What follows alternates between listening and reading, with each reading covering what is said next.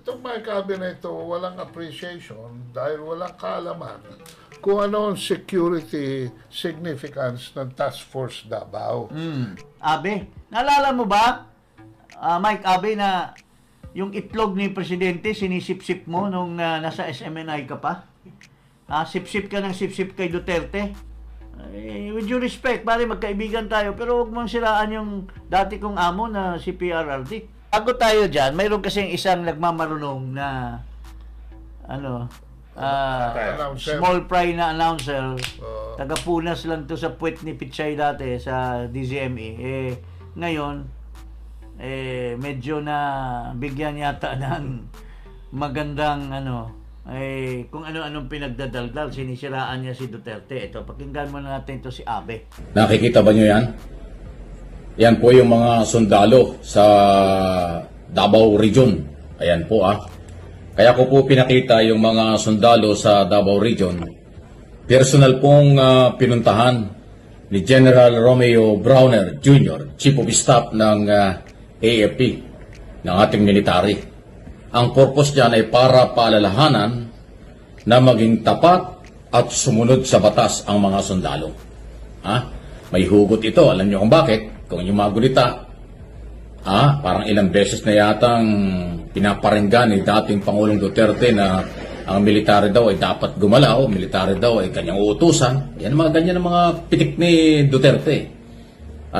Kahit noong prayer rally niya sa Davao, sinabi niya dapat daw military at police gumalaw, yung mga ganon. So ngayon, sinadya po ni General Browner magpunta ng Davao Region. At kanyang kinausap nga po itong mga sundalong ito. Maganda ito dahil isang pagpapakita na ipinapalaala ng Chief of Staff sa ating military, hindi lang ho sa Davao Region, kung hindi sa buong bansa, na maging non-partisan ang military. Hindi talaga pwedeng maggamit sila or magpagamit or gamitin ng kahit na anong grupo sa politika. So, assurance yan at palaala ng Chief of Staff sa mga sundalo sa buong region. Okay? At sa buong bansa na rin para hindi sila magamit. Magandang indikasyon ito, magandang pagkakataon ito dahil yung pag-ikot ni Chief of Staff sa mga importanteng military command or military facilities ay naipaalaala yan. Alam po natin professional ang ating mga sundalo. Hindi talaga ho magpapagamit yan. Kung noong araw may mga ganyan pero ngayon wala na. At alam naman natin walang matibay na basihan para sila'y gamitin at magpagamit sa mga politiko na kung ano man ang kailang interes. Mga kababayan, kailan ba naging spokesperson ito si Mike Abe ni General Browner? Kung ano-anong mga pinagdadaldal, wala namang sinasabi si General Browner na pumunta siya doon para check upin niya yung loyalty ng mga sundalo. Ito po, ito yung report. Bakit pumunta si General Browner doon? Ito. Task Force Davao States, Browner. Armed Forces of the Philippines Chief of Staff, General Romeo Browner Jr., on Tuesday dismissed report of Task Force Davao's abolishment as unfounded. It is not true that we will dismantle Task Force Davao. Instead, we will add more task forces in the area needing our forces to maintain peace and security. Browner said in Filipino during his visit to the country's farthest military post on Mavulis Island in Batanes, where he checked on the welfare of the Filipino troops deployed to the country's northernmost territory.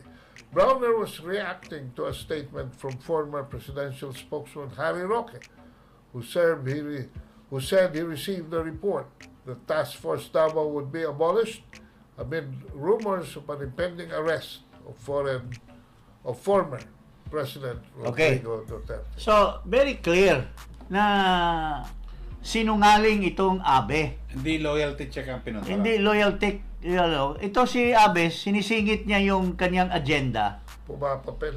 At parang pinapalabas niya na si President Duterte hinihikayat na mag-aklas ang mga military. Wala pong ganun, Abe. Naalala mo ba, Mike Abe, na yung itlog ni Presidente sinisip-sip mo nung nasa SMNI ka pa? Sip-sip ka ng sip-sip kay Duterte? nung panahon na yon. Tapos ngayon sisiraan mo si Duterte na mag-aaklas or gagamitin yung mga military. Pare, wag ka nang ganyan. Ha? Nakinabang ka na ng gusto nung nilagay ka sa SMNI. Nagkagalit lang siguro kay ni Pastor Kibuloy or kung sinong management ng pati si President Duterte na wala mang ginawa sa iyong masama. Unang-una, hindi ka magkilala dahil small fry ka lang naman na announcer. Bakit mo sisiraan ng ganun? At panang ipapalabas mo na si Duterte hinihikayat at inaano niya yung military. Ang sinasabi ni Duterte, kung nakikinig ka at hindi mo binabago yung mga statements, ay pinakiusapan niya yung military at mga pulis na gawin nila ang kanilang trabaho kung may nakita sila na kabulastugan ng ating bansa. Because kung nagbasa ka sa saligang batas, Mr. Abe, very clear doon that the Armed Forces of the Philippines is the protector of the Filipino people. And the state. And the state. Nagbasa ka ba? O hanggang ngayon, ano ka pa rin? Small fry ka pa rin na dyan? With due respect, pare, magkaibigan tayo, pero huwag mong siraan yung dati kong amo na si PRRD. Kung ganyan ka ngayon, kung sino man, let's call a spade a spade. Walang sinasabi si General Bronner na pumunta siya doon para i-remind yung mga na nag-loyalty check. Dadagdagan pa nga niya yung mga task forces. Ano masabi niyong dalawa doon sa kasi kabulastugan ng mga sinasabi nitong Mike Abe na to? Itong Mike Abe na ito, walang appreciation dahil walang kaalaman kung ano ang security significance ng Task Force Davao. It's a stabilizing factor sa peace and order dyan. At nagtagumpay na nga yan sa National Task Force LCAC. Halos wala na raw dyan ngayon In fact, there was a certification because of the Duterte's leadership and Sara Duterte's leadership. Tinataka na ang Davao na free insurgency area. Kasi dati ang daming namamatay. Ito si Abe hindi nag-aaral ng history. Ang tumbok mo lang parating gagawa ka ng istorya para siraan lamang ang ating dating pangulo, which is not really called for. Which is uncalled for. Ikaw paring Eli, ano masasabi mo? Hindi, dapat yun nga, maliwanag ang bilangkit ni General Browner.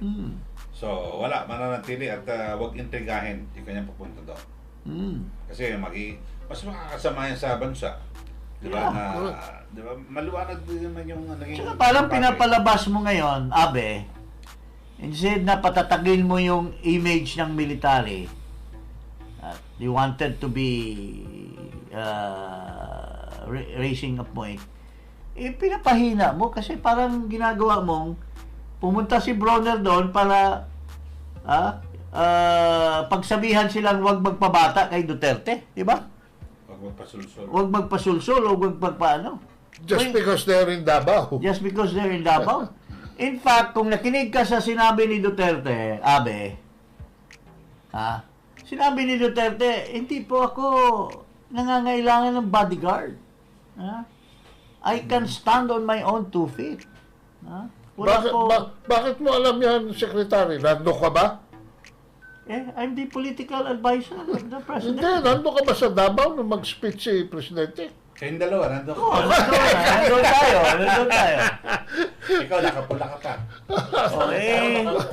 Yun lang po, with due respect. Eyewitness kami! Kung maglagay tayo ng may ebidensya tayo na yun ang ginagawa ni Bronner doon. Okay, sa iba tayong issue. Okay. Ito, nagkatanggalan na. Ano to, nabulungan ba? Mukhang bingatibo yata. Mukhang bingatibo yata itong si McCoy Jr. Ito, ano na to, no? Porque si Harry Roque, tumulang naman sa kampanya niya Salita si Roque habang nasa stage, praising Marcos. Maski hindi siya naniniwala na maging 20 pesos yung bigas na sinasabi ni Marcos, sinasabi ni Harry Roque. Pero anong kapalit sa kampanya ni Roque? Tinanggal pa yung asawa ni Harry Roque sa pag-ibig. Bingatibo masyado itong Pangulo. Iwan ko kung ito, tingnan mo Marcos removes Harry Roque's wife from Pag-ibig board. Okay. President Marcos Jr. has removed the wife of former presidential spokesperson Harry Roque as a member of the Board of Trustees of the Home Development Fund, Pag-ibig. Marcos replaced Myla Roque as he appointed Maria Lourdes Dorla Velarde as acting member of the Pag-ibig Board of Trustees representing the private employer sector. Roque was appointed to the Pag-ibig Board in 2017 by then-President Rodrigo Duterte. Doria Velarde served as Deputy General Manager for Administration of Duty Free Philippines. Ang layo. She was also a member of the Board of Trustees of Nayong Filipino Foundation and an Intercontinental Broadcasting Corporation.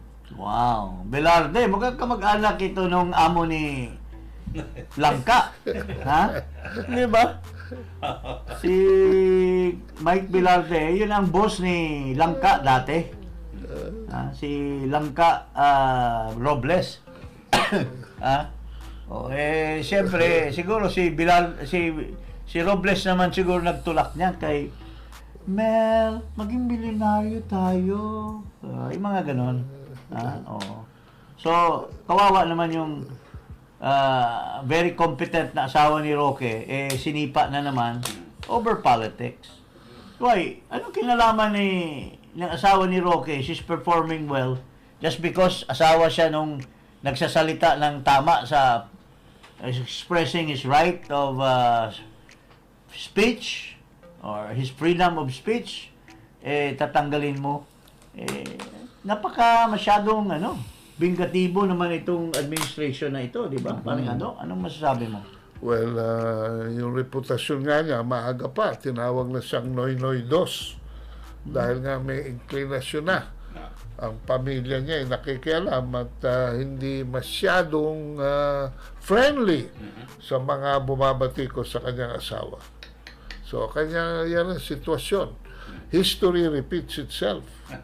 Okay, ito, ibang issue pa natin. And, anuhin mo paring Eli? Anong masasabi mo dyan? Ito, tayo kay Momo. May binabanggit si Maharlika, na mga di umano nasa buwata. Hindi, dati itong sa DPWH. Okay. Tapos, sige nga, yan ay naging party list representative ng CWS. Tapos, naging congressman na sa Surigao. Okay. Dahil 1 billion ang ginastos. Yan ang narinig ko. But anyway, pakinggan natin si Ginang Marlica. So ito daw si Momo at Garjola, parehong kongresista, ay long-time partners. Okay? At bagman. Okay? Noon ni Bonoan. Kaya daw alam nila ang lakad sa DPWH. Alam nila ang kalakaran kung paano humawak ng mga infrastructure budol project, mga kababayan. Kaya ang pera ay napupunta sa kanila imbis mapunta sa proyekto o sa taong bayan. Actually, ito daw si Garjola ay mayroon ding mansion dito sa Los Angeles. Marami pong naririnig tayo, si Umanoy. Itong Momo at saka Garjola ay talagang grabe ang pagsamantala niyan sa Department of Public Works. In fact, kamakailan lang nabanggit natin dito na may kaso yan sa Sandigang Bayan tungkol doon sa project na rock netting na napakalaki daw ang anomalya doon, di umano. So, in other words, yung sinasabi ni Ginang Marlica ay talagang tama lamang na ibubulgar natin sa publiko. At siguro kung naka-encounter kayo ng mga project na ginagawa nitong dalawang congressmen, pero ito ay mga contractor din, conflict of interest, at ginagamit nila yung kanilang influence or power para makakalap ng mas marami pang mga projects, at nilalamangan nila yung ibang mga legislators, ay nakakalula at nakakasama ng ating gobyerno. So, mga kababayan, sinishare lang natin yung mga nire-raise na issue ni Ginang Marlica Buljaquera. Alam mo, yung Secretary Jane, yung party list, Construction Workers Solidarity. Party list. Marginalized ba yan eh? Contractor. Oo nga. Party list construction. Nagtataka na nga ako bakit Dapat yung mga construction mayayaman workers, hindi na yan marginalized group Ha? dapat yung construction worker May mismo, helicopter pa ito. Itong si Garjola daw, di mo no? Helicopter, pinagamit pa yata ng last election ng mga kandidato na nakataas sa ating gobyerno ngayon. Tsaka, ano pa daw ito chicks. Maraming chicks. Pero hindi naman tayo nainggit dyan dahil Marami ka. marami din naman tayo. Okay na nga, tama na So, tayo. hindi basta margin yan. Margin of profit. Yan. Okay, sige. Tsaka itong si Momo naman, may nagsabi sa atin, in the last election daw, 1 billion daw ginastos. Marami pala. Ba? Grabe. Pero kung magiging congressman Naka-report ba kaya yan sa kanyang Sose. Statement of Assets and Liabilities? Pero pag mga Na dating ano lang naman ito? Yusek ba yan sa Ano yan dati? Regional Director. Tapos naging Yusek. Basta regional director ka ng DPWH. Ayos ka na. Ayos na. Oo. Grabe. May Pero kilala- 1B, ang akong... may kilala tayo. Hindi, kung 1B, kaya bang mabawi yan? Pag nag-congressman ka? Ito nga ngayon sinasabi ni Marlica, bawing-bawi, 52% nga daw ang Grabe na. komisyon Okay, so